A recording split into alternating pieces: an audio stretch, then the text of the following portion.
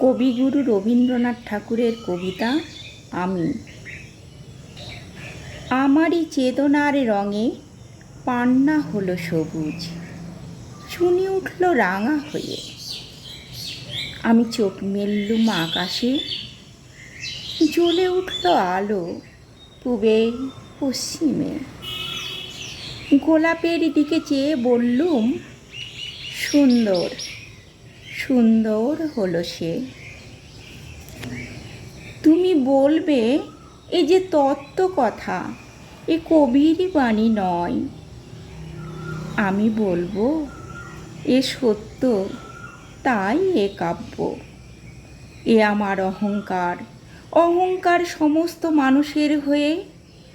মানুষের অহংকার পটে বিশ্বকর্মার বিশ্বশিল্প। তত্ত্বজ্ঞানী জপ করেছেন নিঃশ্বাসে প্রশ্বাসে, না না না, না পান্না, না চুনি, না আলো, না গোলাপ, না আমি, না তুমি। ওদিকে অসীম যিনি, তিনি স্বয়ং করেছেন সাধনা। মানুষেরই সীমানায় তাকেই বলে আমি। সেই আমির গহনে আলো আঁধারের ঘটল সঙ্গম। দেখা দিল রূপ, জেগে উঠল রস। না কখন ফুটে উঠে হলো হাঁ মায়ার মন্ত্রে, রেখায় রঙে সুখে দুঃখে। একে বলে না তত্ত্ব? আমার মন হয়েছে পুলকিত বিশ্ব আমির রচনার আসরে। হাতে নিয়ে তুলি, পাত্রে নিয়ে রং। পণ্ডিত বলছেন বুড়ো চন্দ্রটা নিষ্ঠুর চতুর হাসি তার। মৃত্যুদূতের মতো গুড়ি মেরে আসছে সে পৃথিবীর পাঁজরের কাছে।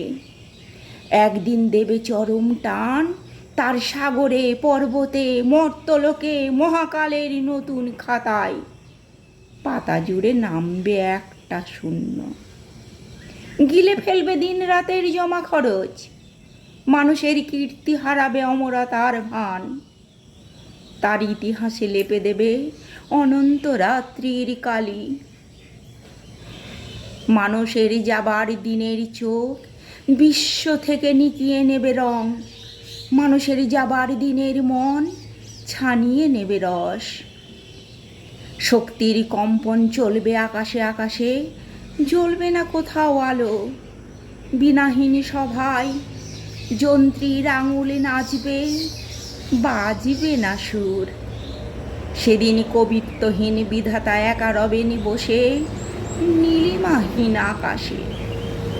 ব্যক্তিত্বহারা অস্তিত্বের গণিত তত্ত্ব নিয়ে তখন বিরাট বিশ্বভুবনে দূরে দূরান্তে অনন্ত অসংখ্য লোকে লোকান্তরে এ বাণী ধ্বনিত হবে না কোনোখানে। তুমি সুন্দর, আমি ভালোবাসি। বিধাতা কি আবার বসবেন সাধনা করতে যুগ যুগান্তর ধরে? প্রলয় সন্ধ্যায় জপ করবেন, কথা কও কথা কও।